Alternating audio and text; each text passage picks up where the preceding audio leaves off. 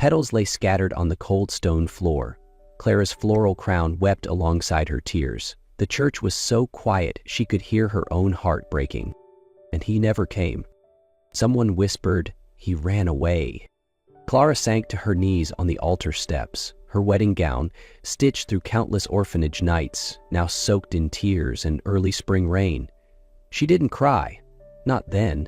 She simply bowed her head, as if surrendering to fate. Time passed, like a cold wind slicing through the nave. Lucas, her closest friend, appeared with a pale face. "He flew out this morning," he said. No one said another word. They didn't need to. Clara tried to rise, but her legs betrayed her. She collapsed, the hem of her dress fanning out like the broken wings of a fallen angel. Rain began to fall. Each drop felt like sorrow, mourning a heart left abandoned in what was once called a sacred place. The rain wouldn't stop, as if the sky itself was grieving with her.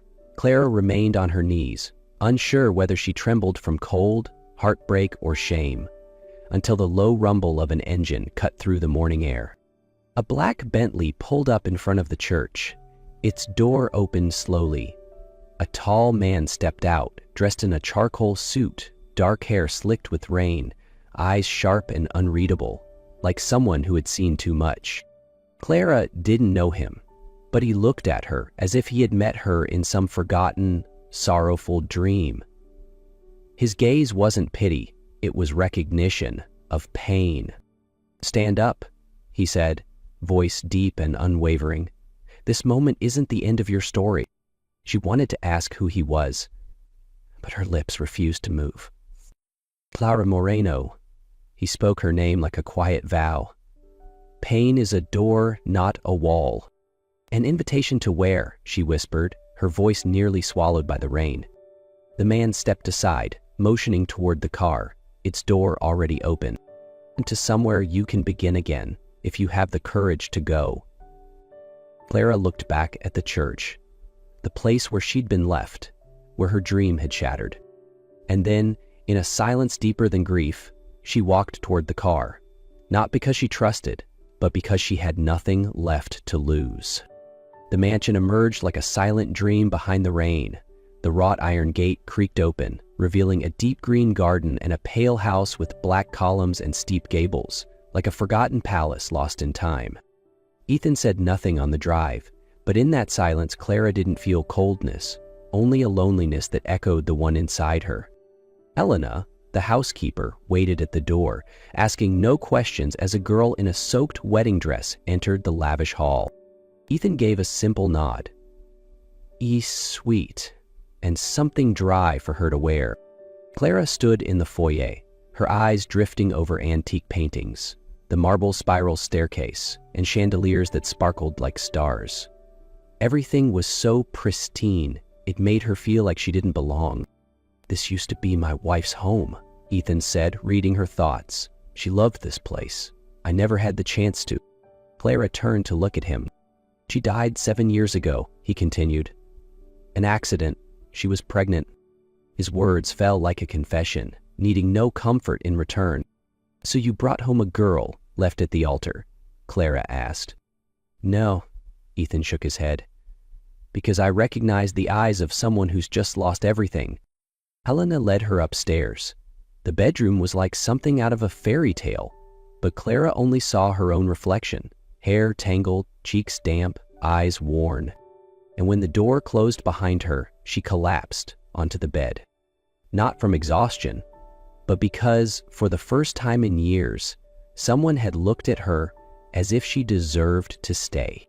In the days that followed, Clara lived like a shadow inside the mansion. Ethan never pried, never pressed her to speak. He simply let her exist in her own way. Each morning, she'd sit by the sewing room window, gazing into the garden. Sometimes she picked up a piece of fabric, only to set it down moments later. One afternoon, Ethan brought her to a community center once supported by his late wife. "There are children here," he said. "They could use someone to teach them how to sew, if you'd like." Clara began teaching. Small hands, wide eyes, tiny stitches of hope, and slowly something in her heart softened. but peace hadn't yet taken root before the storm arrived. One morning, Helena knocked on her door, pale-faced. "The police! They're here! For you!" Clara froze at the accusation. Her former fiancé had claimed she'd stolen his family heirlooms on their wedding day. Her throat tightened. All she had left were her hands. And now, they wanted her dignity too.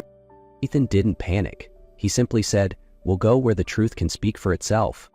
They drove to an upscale jewelry store in the city. Ethan asked for security footage. The video played, proving Clara had never once stepped inside.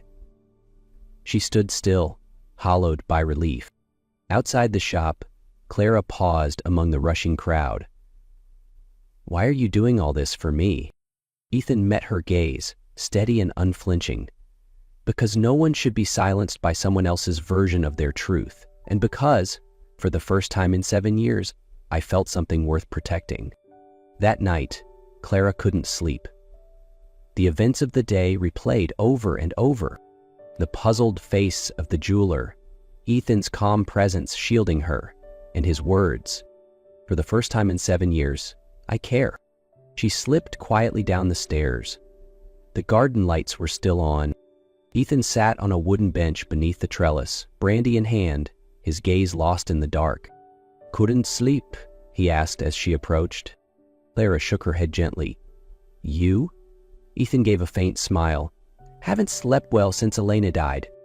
They sat together, the silence between them filled only by the soft rustle of night air. After a while, Clara said, "Thank you, not just for today, but for believing me." "It's not about belief," Ethan replied. "It's about seeing someone try to stand up while the world keeps pushing them down." Clara looked at him for a long moment. "And you? Have you stood back up?" He turned to her, his eyes quietly haunted. "I've tried, but before I met you, I never had a reason to succeed." In that moment, time stopped.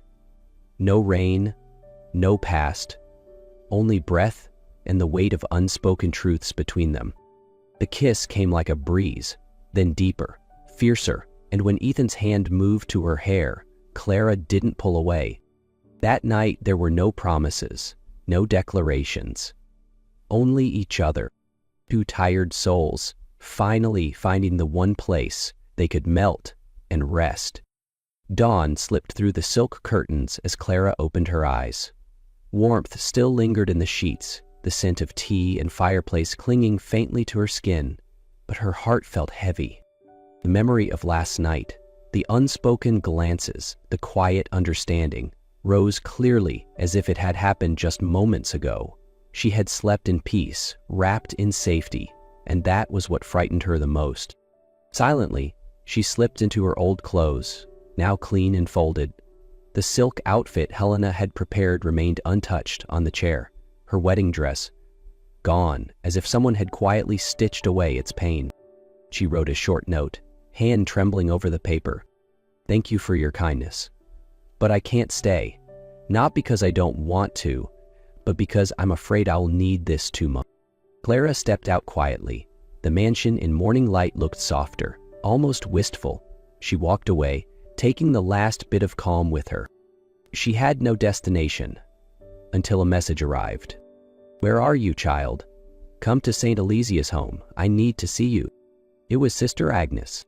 Clara sat in the back of a taxi, watching the city blur past like a river of memories. She returned to where it had all begun, the orphanage. The old house, with its scent of bread and jasmine, the only place that had ever called her by name with love. Sister Agnes opened her arms. Clara collapsed into them, unguarded. "You left something beautiful behind, didn't you?" Clara nodded, voice tight with emotion. "Because I wasn't brave enough to believe I deserved it." Returning to St. Elysia's home felt like stepping onto solid ground after drifting in a dream. Clara spent hours with the little girls in the sewing room, guiding their tiny hands with a patience she had never offered herself before. But peace never lingers long. One afternoon, the girls burst in, waving a magazine. On the cover, a blurred photo of Clara at the entrance of LaRue Manor. The headline screamed, Millionaire's secret lover revealed. Clara felt as if someone had stripped her bare under the harshest light. Quietly, she began gathering her things, ready to leave the workshop. But before she could, he arrived. Ethan appeared in the doorway like a gust of wind blowing against fear. No blame in his eyes, only resolve. "I can't let someone else write our story," he said. Then he pulled out his phone and made a call. Moments later, the doors flung open. Cameras, reporters, flashing lights. Clara stepped back, overwhelmed, but Ethan stepped forward and took her hand, for the world to see. "My name is Ethan LaRue," he declared, "and I love Clara Moreno." The room fell silent. "I love her not despite her past, but because of how she survived it, because the light inside her never went out, even when the world tried to smother it." Clara stood frozen, eyes burning, his grip tightened gently. "This isn't a secret," he continued. "It's something that deserves to be spoken, proudly, publicly." Clara looked at him, then at the girls, watching her with wide, admiring eyes. She took a breath, lifted her chin. "And I love him," she said. "Not as a savior, but as the man who helped me see myself again." Ethan didn't leave after the press conference. He stayed in St. Elysia's home, not in a luxurious hotel, but in a small room at the end of the orphanage hallway, where the window opened to a garden of wild roses and morning birdsong. Clara laughed the first time she saw him sprawled across the tiny single bed, legs awkwardly bent to fit. "Not quite like the places you're used to, huh?" she teased. "No," Ethan said, pulling her close. "But it's where I want to be, as long as it's with you." The days that followed passed in a warm quiet neither of them had realized they craved. Clara showed him the little corners of her forgotten childhood. They wandered the streets, ate buttery garlic bread from a street cart, sipped sweet corn milk from plastic cups, and shared coconut ice cream beneath the shade of flame trees. Ethan, who once dined under crystal chandeliers, now winced at spicy sauce, but still laughed, because Clara was laughing. Each morning, she taught the children how to sew pillowcases. Ethan, clumsy but determined, struggled to knot thread with hands more used to fountain pens and cell phones. When a little girl named Leah giggled, "Mr. Ethan sews worse than we do," he threw up his hands in defeat, grinning. Clara sat beside him, sunlight tracing soft lines in her hair, her heart finally quiet. No roses, no diamond rings, just the scent of soap, the sound of children's laughter, and two hands finding each other without hesitation. One breezy afternoon, Ethan helped her reorganize the fabric shelves in the sewing room. When he found an old sketchbook filled with wedding dress designs in faded pencil, he looked up and asked, "Have you ever designed for someone else?" Clara shook her head. "I always thought those dreams belonged to someone else." Ethan smiled, placing a hand gently on the page. "Then let's start again. Not for anyone else. For you." 6 months later, Clara Moreno sat in the sun-drenched sewing room of the old workshop in Santa Emilia. Resting on her lap was the wedding gown she had designed and stitched by hand over the past few weeks. This time, every thread wasn't sewn from longing, but from certainty.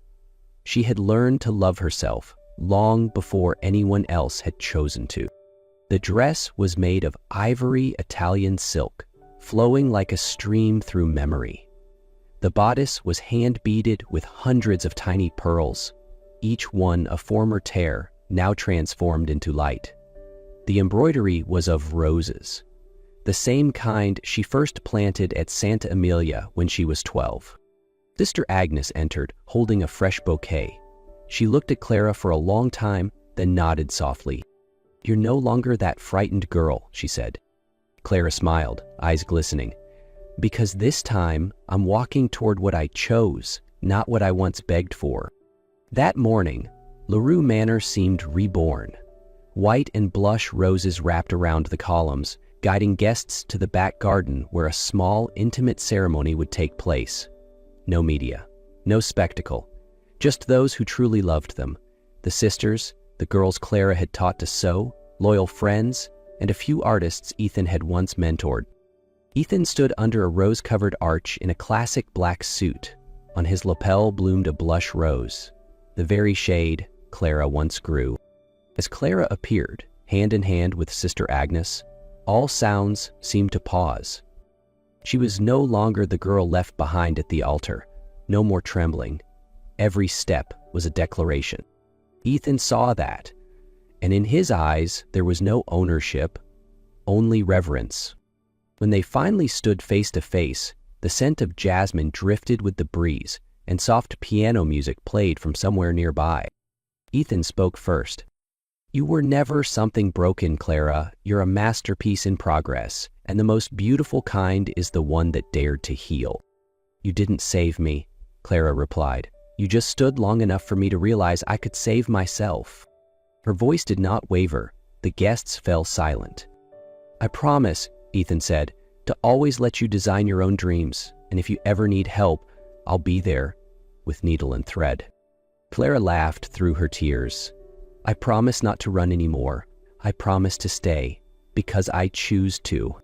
When applause rang out, it wasn't just for a couple. It was for two stories that had found one another through ruin. That evening, under candlelight and roses, among laughter and warm wishes, Clara and Ethan danced like the world had faded away. Every step a vow, every embrace a quiet covenant. Clara leaned into him and whispered, "I used to think you were my rescue, but you were the mirror that showed me how strong I'd become." Ethan kissed her forehead. "And you're the reason I believe in second chances."